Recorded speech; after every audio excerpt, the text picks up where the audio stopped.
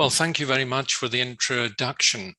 And it's a great pleasure for me to spend the next half hour telling you something of our work on how plants detect changes in seasons and use that information to control flowering. But before we start, perhaps I should say, since this is the first time that I've spoken in the Academy, that I'm really delighted to be a member and to have been elected. And I thank everyone who made that possible. And I'm looking forward after COVID to spend longer attending the sessions in Mainz. So today I'd like to talk about our work on how plants synchronize flowering with the changing seasons. And this is a problem that I think we're all familiar with from our everyday life. You know, plants spend their entire life in one location. And unlike animals, they're unable to move to different environments when the environment becomes difficult. And here we see an iconic example of the oak tree, which is growing in one location through the year. And in spring, as we see on the left, if we see on the left, the plant initiates the production of leaves in response to warmer temperatures and longer day lengths. It then photosynthesizes and grows in the summer.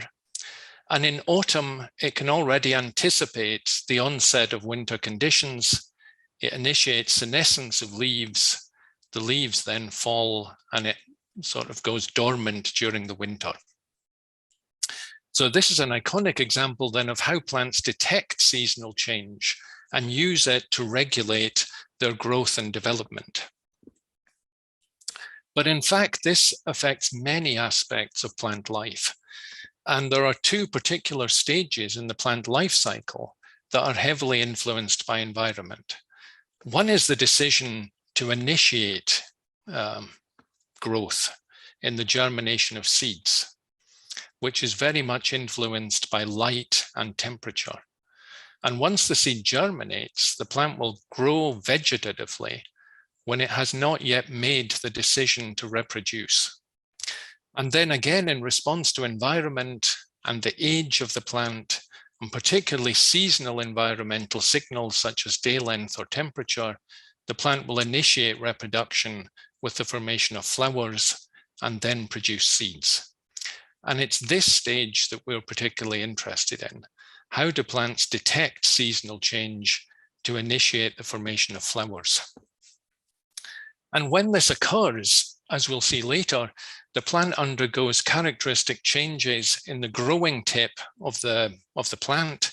So rather than producing leaves on the flanks of the growing tip, it initiates the production of a floral primordia, which will then grow out and produce floral buds and ultimately flowers that give rise to the seeds. So it's these developmental steps that are initiated by environment that we are particularly interested in. Now, although this is of great importance in ecology and the adaptation of wild plants to their environment, it's also very important in agriculture, where farmers have used these responses in order to optimize yield. And it's become very popular in Northern European countries such as Germany to grow, for example, winter crops such as winter wheat, where plants are sown in late summer or early autumn, but then grow vegetatively throughout the winter and the early spring, and only flower in early summer, allowing the crop to be harvested in the summer or early autumn. And this ability to be able to sow in autumn, but only have the plants flower in spring, has really enhanced yield.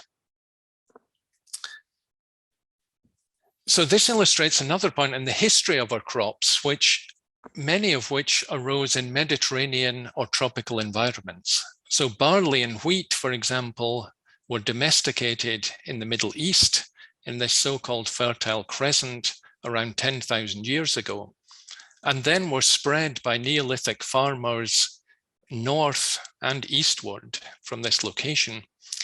And the environment to which they were exposed as they moved further north was entirely different in terms of these seasonal responses.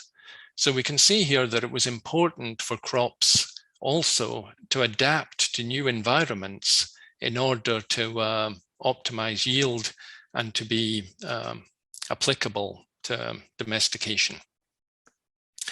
So this adaptation of crops to different environments as they moved further north was extremely important in barley and wheat. It's also true for many other crops such as maize, which was initially domesticated in the south of America, but then spread much further north into the northern parts of the United States. So one can imagine that in these environments, then the day length and the temperature to which these plants were being exposed was entirely different. And we can see here how day length varies from the Mediterranean to the north of Scandinavia through the year. And one can then imagine how different varieties of wheat or barley being grown in these different environments have to adapt to be able to synchronize their flowering to very different day lengths and very different exposures to day length. And in fact, it was this issue of moving plants from one latitude to another which really led to the discovery that plants and indeed other organisms can detect day length and use that as a signal to control development.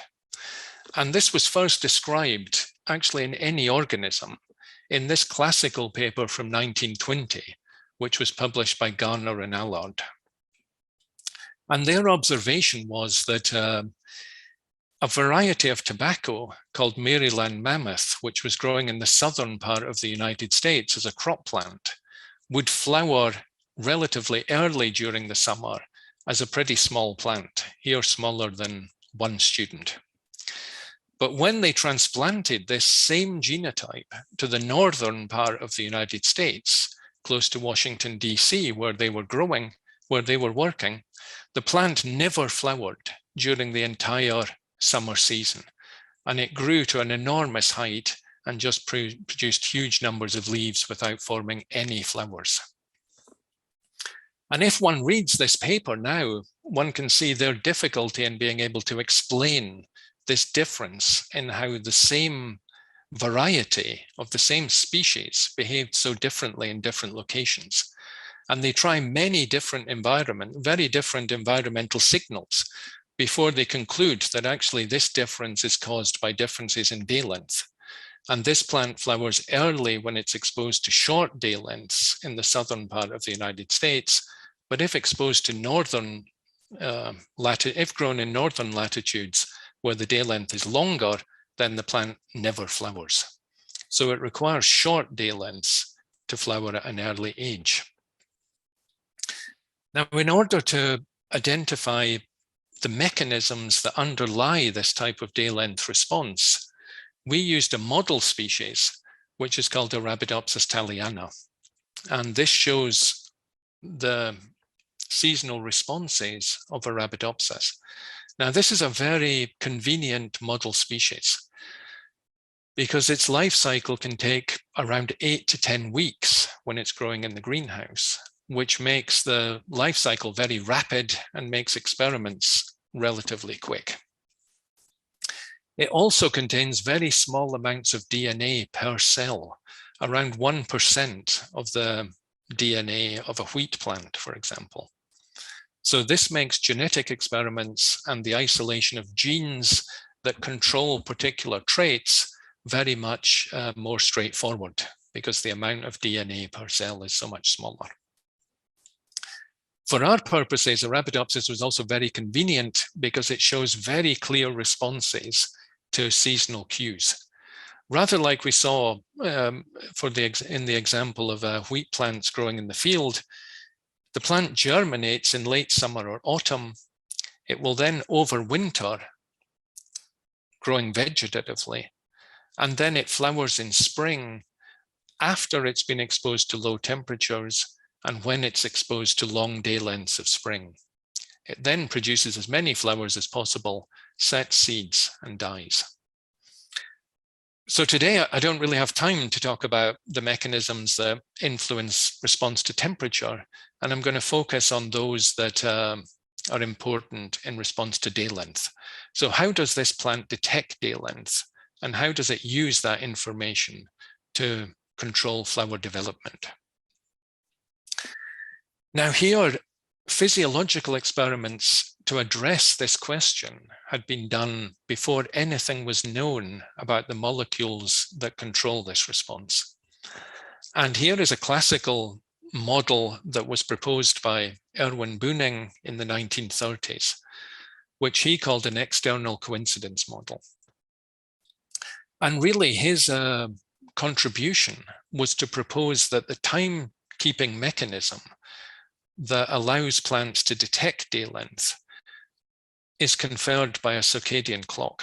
So this is a daily rhythm in a molecule which he could not describe, which he did not know. But he proposed on physiological grounds that there is a rhythm inside the plant that takes exactly 24 hours. And this is 24 hours, so this is a day. And the rhythm goes from this position up and down and then back to its original position within 24 hours. And he proposed that this was occurring every day and that it provided a timing mechanism to the plant. And then in different day lengths, this is a long day where the day length is longer than 12 hours. This is a short day where the day length is shorter than 12 hours. And he proposed that there was a light sensitive phase of this rhythm. So a particular time when the rhythm was sensitive to light. And if the plant was exposed to long days, then this particular moment in the rhythm would be exposed to light and a photoperiodic response such as flowering would occur. But in a short day, this particular moment in the rhythm would be in dark, and therefore the effect would not be triggered. And in this case, the plant would stay vegetative. So this was called an external coincidence model because it requires an internal rhythm and an external signal, which in this case is light, and the coincidence of the two triggers the response. So although this was proposed, and it showed great insight on a physiological level by Bühning, he knew nothing about the molecules that control this response. And it was really one of our objectives in Arabidopsis to try to isolate molecules that may underlie this response, and then to test physiological models of the type that was proposed by Bühning. And what we did was to use mutants in which the day length response is disrupted. So here we're looking at wild type Arabidopsis and a mutant. This is the wild type, so Arabidopsis Taliana, and it flowers very quickly when it's exposed to long days, after just producing a few leaves. And this is one of the mutants that we studied, which is called Constans. And it flowers very much later in long days. So that suggests that the mutation has disrupted a molecule that is required for the response to long days. And we would like to know the identity of this molecule. Now, this is one really important aspect of the Constans mutant, is that it only shows this flowering phenotype in long day conditions. So it really suggested that the gene was involved specifically in detecting and responding to long days. And there are a few other mutants that had this effect, and we'll discuss those as we go on. But we were then able to isolate the Constans gene and to look at the protein and the RNA that it encoded, and then test the Bühning model. So the first thing to say about Constans is that it's a plant-specific protein. One doesn't see it in animal genomes at all. It's only found in plants, but it's found in all plant species. And it has two characteristic functions. One is it can interact with other proteins to make protein complexes. Another is that it can bind to DNA and regulate the activity of other genes. So Constans then is a plant-specific protein whose function is very likely to be to activate the expression of other genes. But at this stage, the most interesting thing to realize is that its activity is regulated in a rhythm very similar to that proposed by Booning. So it's expressed at very low levels early in the day, and its activity rises towards the end of the day, and then it's expressed through the night. And we can see that in a long day, which is shown here, the RNA of constants overlaps with light, whereas in a short day, it's entirely overlapping with darkness. Now, this has a consequence for the accumulation of the constants protein itself, because we found that if we then look at the protein level, the constants protein only accumulates when it's expressed in light. So when the RNA is expressed here and the protein is made in light, the protein accumulates. But if the RNA is expressed in dark and the protein is made, it accumulates to much lower levels. And we could show then that this meant that under long day conditions, constants would specifically activate the genes to which it binds. And one of those genes, which we're going to talk about later, is called FT. So the FT gene is expressed specifically in long days when constants is stabilized. It's not expressed in short days because there's not enough constants activity, and it's not expressed in constants mutants. It relies on constants activity. So this model is very similar to that was proposed by Booning, but now we can say that actually constants is likely to represent this light-sensitive rhythm itself. Constants RNA is regulated in a circadian rhythm, the protein is stabilized in response to light, and that can then activate downstream genes and ultimately the induction of flowering. Now we know something about the mechanisms by which this works, and I think I'm going to skip over this quite quickly, but we know how constants protein is degraded. It's degraded by a protein called a ubiquitin ligase, an enzyme. And in these plants, there is a ubiquitin ligase that is only active in dark. And that leads to the attachment of a small protein to constants and then the breakdown of the constants protein. But when the plant is exposed to light, light is absorbed by photoreceptors. So particularly blue light is absorbed by this photoreceptor by flavin molecules that are attached to the protein. The protein will then interact directly with the ubiquitin ligase and prevent the degradation of constants protein. And then constants protein can activate its target genes such as FT and allow the production of FT protein. So this was just some of the data that underlies that model that illustrates that this ubiquitin ligase is very important for the degradation of constants protein in darkness, but does not degrade constants protein in light. So then we've described how day length can be detected in Arabidopsis plants and indeed in other species, in that the constants RNA is regulated by a circadian rhythm. It's expressed in light in long days. That leads to the stabilization of the protein through the activity of photoreceptors that absorb light. And then as the protein accumulates, specifically in long days, it can activate the expression of target genes of constants, and these can then promote flowering. And one of the key target genes is called FT, which we're going to talk about now. And this encodes a very small protein that is, again, plant-specific. So this leads us to a second issue in day length responses that was very important in plant physiology. And it was where in the plant does a plant actually detect day length? Because, of course, the whole plant is exposed to long days or short days, but where is this signal important? And there was a very key experiment that was described, first of all, in the 1930s in this paper by James Knott, which demonstrated that day length is detected in leaves and not at the growing tip where flowers are actually formed. And he demonstrated this, first of all, by using grafting experiments. So he exposed, in this case, the lower part of the plant to day lengths that would induce flowering. And then he inserted onto the top of that plant a tissue, the growing tip, from another plant which had not been exposed to day lengths that would induce flowering. And here you can see that there is indeed floral induction in the upper part of the plant. It produces flowers, even although the upper part was not exposed to day lengths that would induce flowering.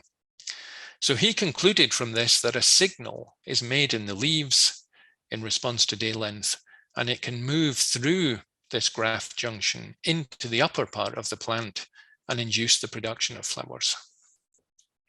And this signal was called florigen, and for many years it was unclear what its identity was.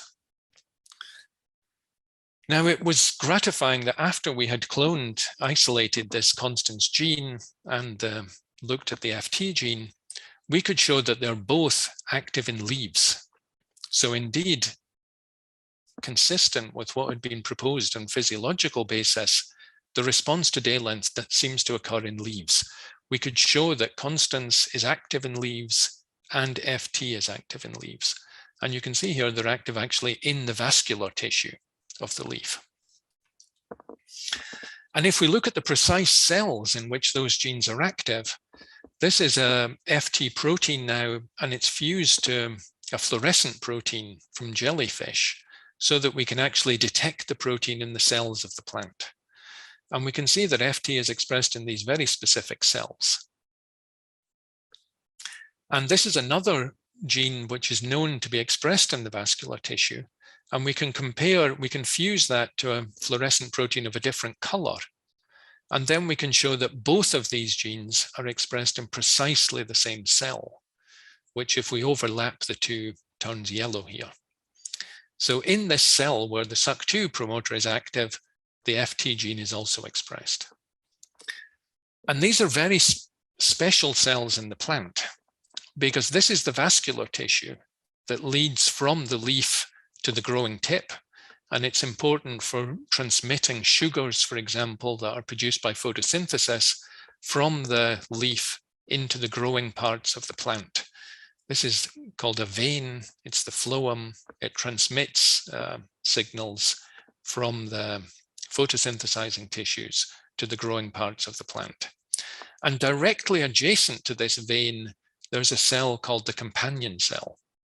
And this is connected to the vein. And it's precisely in this companion cell that FT and constans are expressed. And constans activates FT in the companion cell, which we can see here. And it allows then potentially the photoperiodic signal to move into the phloem through these pores, and then to move through the vascular tissue from the leaf to the growing tissue. Now, what we discovered is that actually this signal that moves from the vascular tissue is the FT protein itself. And this is a very small protein. It's around 25 kilodaltons in size. It can move through those pores from the companion cell into the veins, and then it can move with sugar from the photosynthesizing tissue to the growing tip of the plant. And here we just illustrate how, using those fluorescent protein fusions, we can show that the vascular tissue near the growing tip, which is here, and it's illustrated here, has the activity of FT and SUC2, that's where they're expressed, but the protein can move out of the vascular tissue into the growing tip itself. And here we see the green fluorescent protein moving right into the growing tip of the plant. And here we have another image where the protein is moving from the vascular tissue through the cells into the growing tip where flowers will be formed. Now, it was shown then how, once the FT protein reaches the growing tip, what it actually does there to induce floral development. And it forms a protein complex with a protein that is already expressed in the growing tip itself. And this protein is called FD. Now, FD is expressed in the growing tip in long days and short days. It's present in the shoot apical meristem, and it's just waiting for FT protein to arise. It doesn't seem to do very much if it's just sitting there on its own. But once the FT protein is activated in the leaves and then moves through the vascular tissue to the growing tip, it forms a protein complex with FD. And this was crystallized by this Japanese group and published in Nature. And what they showed is that this FD protein, which is expressed in the growing tip, can interact with DNA. It binds specifically to genes to activate their expression. And then this mobile FT protein interacts indirectly with FD through another protein, which is just called 1433. It acts as a link protein to form this complex, which can then activate gene expression. And it activates the expression of specific genes that are involved in floral development, as we'll see in a moment. So what we've seen so far is that day length is detected in the leaves. In long day conditions, the constans protein is stabilized. It will activate the expression of FT. FT protein can then move through the vasculature to the growing tip of the plant. When it interacts with another protein, which is called FD, that's expressed in the growing tip, and FD can activate flowering gene expression, leading to the production of flowers. And I'm going to skip over this slightly because I see we're running out of time a little, but what the FT and FD proteins do in the growing tip then is, first of all, to change the patterns of cell behavior. They cause cells to divide more rapidly and the cells to expand. So the growing tip gets larger.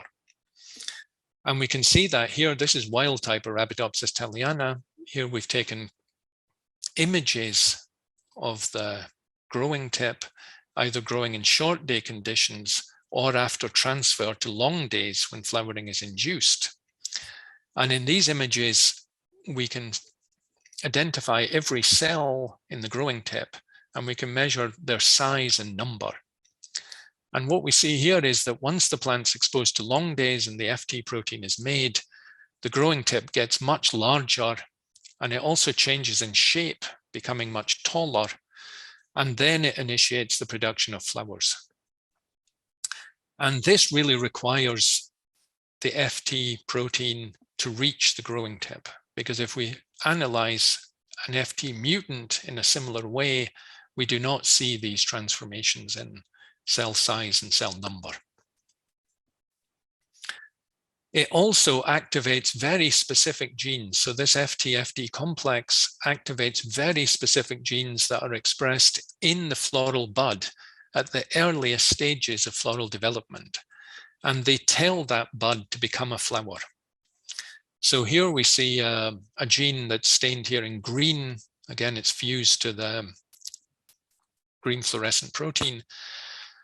And we can see that it's expressed in a floral bud before there's any sign of floral organs, no petals, no stamens, no carpels. But the gene is already expressed in the bud, and it's telling that bud to become a flower.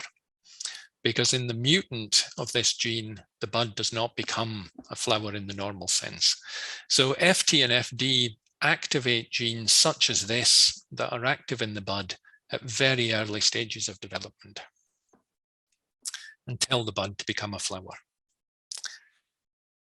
So the very last thing that I wanted to say about this system, and this was something of a surprise perhaps, is that in addition to FT, which moves from the leaves to the growing tip to induce floral development, there's another very similar protein, which is called terminal flower 1 or TFL1. And this actually acts to antagonize FT activity. So it's a negative signal. It's very similar to FT. It also interacts with FD, but it modulates FT activity. It basically inhibits FT activity. And to understand what this protein does, we can look at some of these images. So in a Arabidopsis plant where both TFL1 and FT are active, a 16-day-old plant will start to produce flowers on the sides of the growing tip, but the growing tip itself does not become a flower. That continues to grow vertically and to produce flowers continuously.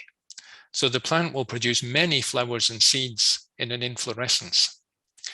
So one can see here that it's very important that FT converts these cells on the sides of the growing tip into flowers, but not the growing tip itself, which has to continue growing upwards and producing flowers. But if TFL1 is inactivated, so this negative modulator of FT activity, then the plant will produce flowers earlier. So it already produces a flower at 13 days, whereas the wild type plant doesn't. But more importantly, the growing tip itself is converted into a flower. So the plant only has the opportunity to produce 1 or 2 flowers, and then the whole growing tip disappears and becomes a flower itself.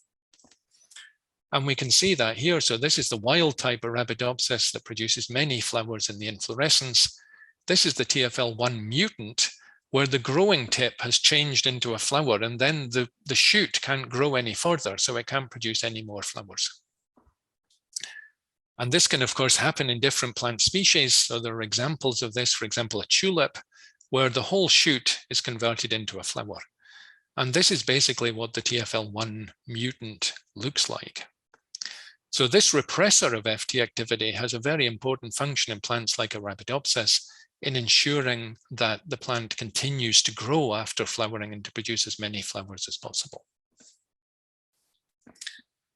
And this just shows that then that the TFL1 gene is expressed in exactly the place that you might expect, right at the very tip of the growing plant, where it inhibits FT activity and makes sure that FT only converts the side buds into flowers, but not the growing tip itself. So as I said at the beginning, this has been very, very important in understanding this system, has been very, very important in agriculture and in the yield of many plants. In tomato, for example, it's common to use the equivalent of a TFL1 mutant because it makes the tomato much easier to harvest. But it has the limitation that the plant produces many fewer flowers and fewer fruits.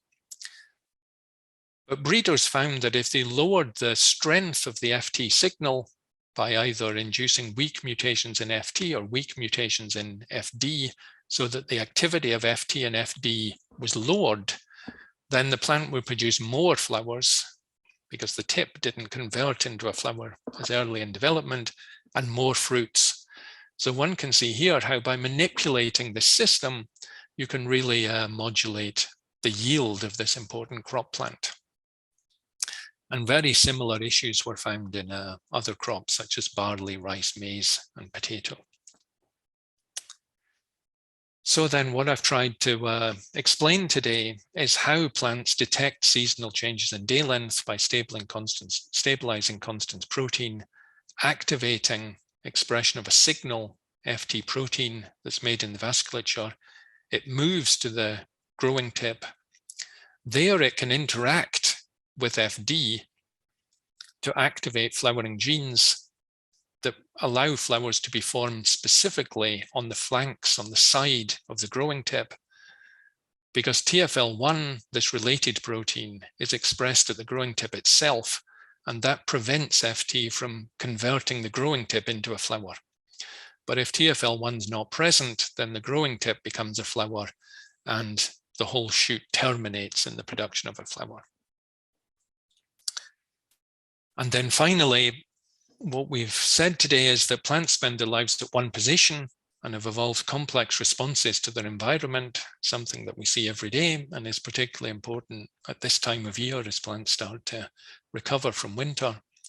In temperate climates, flowering and plant reproduction are initiated in response to seasonal changes in day length and temperature.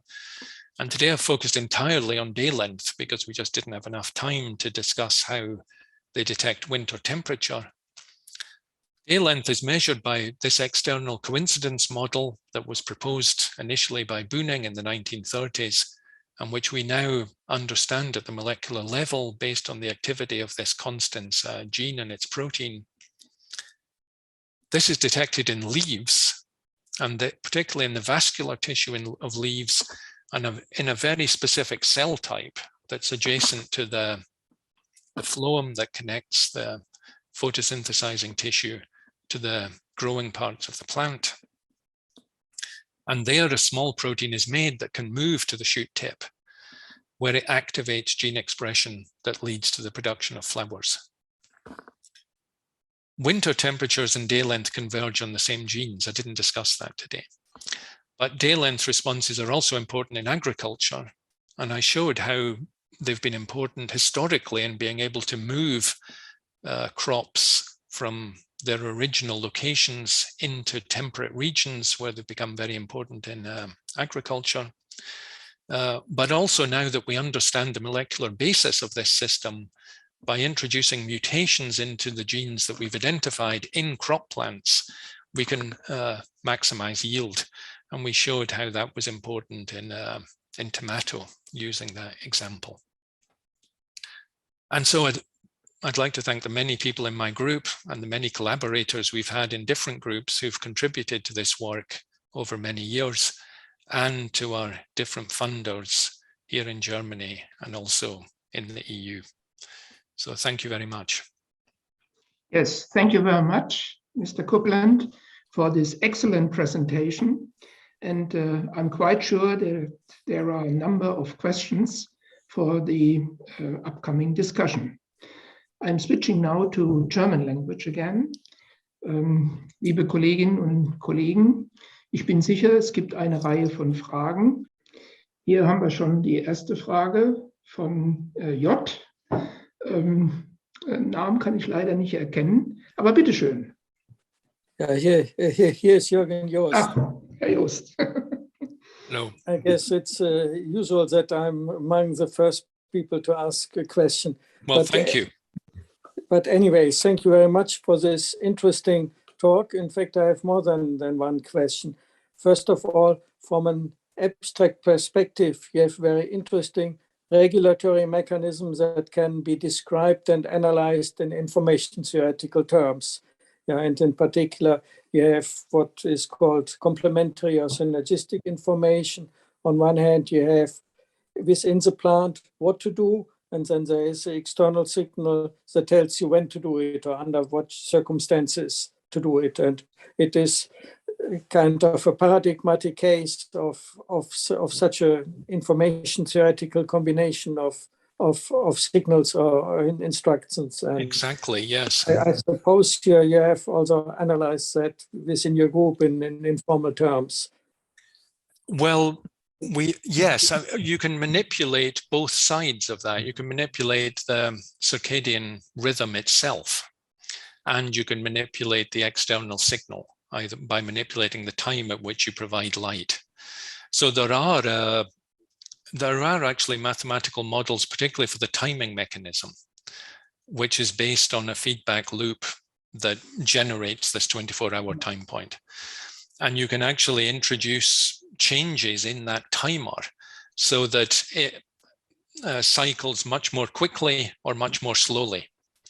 And then that has the predicted effect in shifting the timing, for example, of Constance expression so that it can be exposed to light under short days. So, I mean, we have not formally, mathematically tried to describe that system, but one can show based on mutations that it acts in the way one would predict. Yeah, I'm not sure that's, yeah. Okay, so that opens, I guess, the possibility of further analysis, but then it leads to another question. So when you look at daylight, of course, the daylight length is the same in spring and in autumn. And yes. So the plant needs to distinguish that. And perhaps it also then needs to look at the gradient of daylight, whether it's increasing or decreasing. Yeah, that's a very interesting point. And I mean, there are some plants that will actually only respond to day length as if day length is becoming longer. So it's somehow measuring progressively how long it becomes. Another point is that there can be additional developmental, so internal restraints on flowering that ensure it does or does not occur. So particularly the age of the plant can have an effect. So if the plant is too young, it may not respond to that FT signal. It needs to reach a certain age. And this type of internal developmental control can act as a second checkpoint as to whether or not it's going to flower or not. And so there are instances where plants can be exposed to an external signal that one would expect would induce flowering, but it does not because of these internal developmental constraints. Okay, then you simply have two rhythms. You have a circadian rhythm and you have an annual rhythm. And then yes, you have the combination exactly. of, you have an age, internal rhythm, in developmental control inside the plant. Indeed. Okay, then let me ask you a very different question. Now, in Germany, one is kind of proud about the ideas of Goethe on the Urpflanze, the original plant, which is kind of a general mechanism.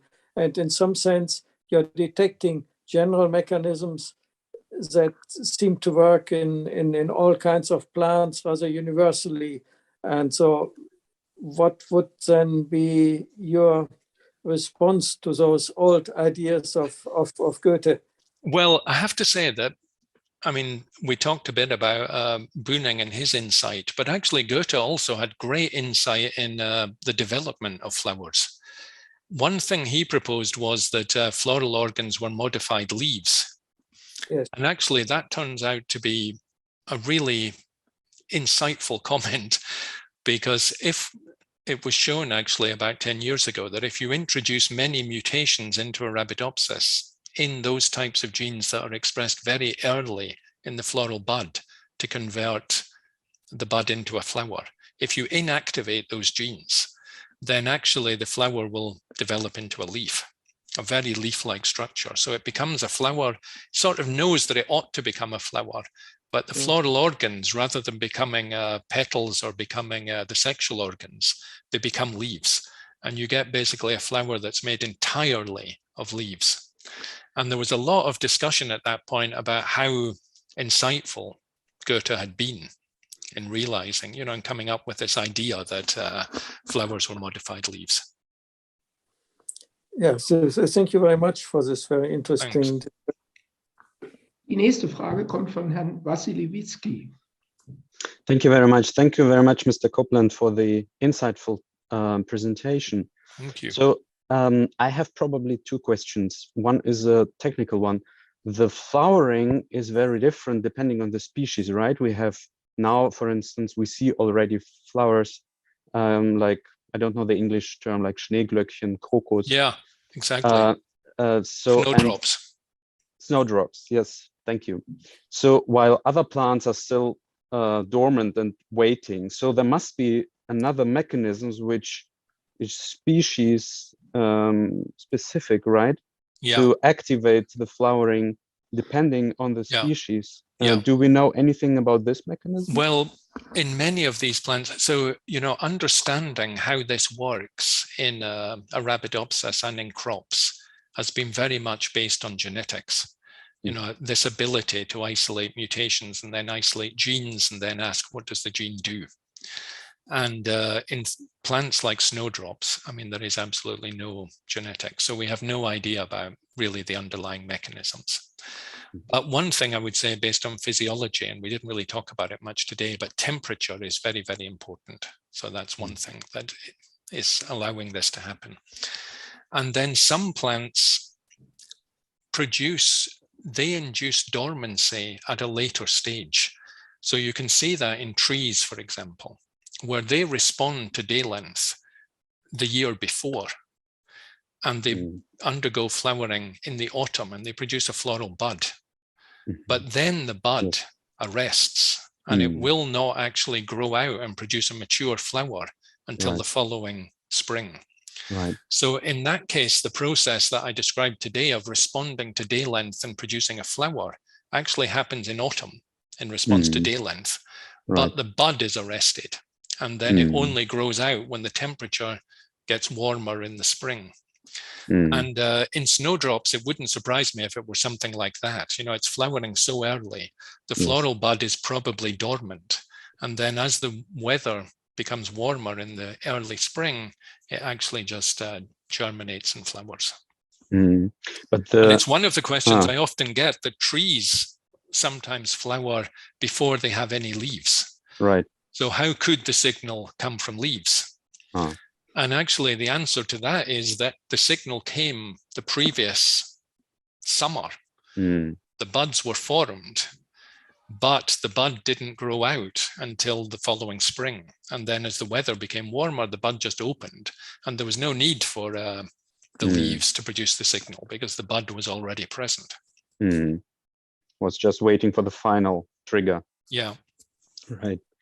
And maybe one very broad question. So you mentioned that we can manipulate the yield by manipulating the genes of a plant. And this is a very emotional theme in society, right? Manipulated agriculture, genetically manipulated. Can you, I would be interested in your opinion as an expert. Do you see any dangers or harms that might be connected to manipulating the genes of a plant in order to get to increase the yield? Is there anything that is really dangerous in any way? Yeah. Well, there are different ways of manipulating genes. And one is to use natural mutations, because in different individuals, genes differ in sequence just by nature. For example, all the people here have the same genes, but there are going to be differences in the sequence of individual genes that affect the activity of individual genes. And that's also true in plants. So actually a lot of that variation that I showed in tomato, for example, there was no manipulation involved in that. These were just naturally occurring differences that occur in natural tomato plants. But then by moving them just by intercrossing, hybridizing different individuals, you can move those genes around and create variation and differences in the behavior and appearance of the plants. And that's actually what was done in those cases. That is basically classical breeding. And it doesn't involve any manipulation. And it's basically what people have been doing for hundreds of years. Right. But of course, now that we know the identity of these genes, you can do what has become called genetic modification or gene editing, because you know the gene and you can make directed changes in that gene. And even within that, there are different ways that you can do it. So one way, which was actually developed in our institute by Jeff Shell, is to introduce genes into the plant. So you can take, for example, a bacterial gene and transform it, introduce it into the plant cell. That's called genetic modification. And you can be using a gene that's from an entirely different organism and introducing it into a plant. And that's become more controversial because of this issue of introducing genes from other plants. And that basically now in the EU, that's not allowed in agriculture, although it is in other countries such as the United States. But in the last 5 or 6 years, yet another technology has become available, which is called gene editing. And that's based on CRISPR-Cas9.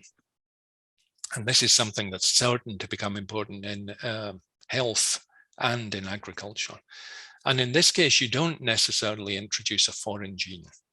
What you do is to make an alteration in the plant gene itself. And when you do that, you're making novel variation, but you're making variation of the type that could have occurred in nature. It's just that you're making a very specific change of a type that could occur in nature. You're not introducing a foreign gene from another organism. And I think that is entirely safe. I mean, there's no reason to think it wouldn't be, because essentially you're making a modification, a very directed change in a plant gene that was already present in the plant genome. And it's a very controversial situation still, because at the moment it is still banned in Europe. It's banned by the EU, so one isn't allowed to gene edit plants in agriculture. But we very much hope that it will soon become possible, because all other countries, all other places outside of the EU are starting to do it. And there's really no theoretical reason to think that it's going to be dangerous. So sorry, that was a very long answer. No, it was very, thank you, Mr. Coupland. Are there any further questions? I don't see any further question. Then thank you very much. Okay, Mr. thank you. Thank you very much. For this excellent presentation. And I ask everybody to give you a big hand for this presentation. Thank you very much. Thank you.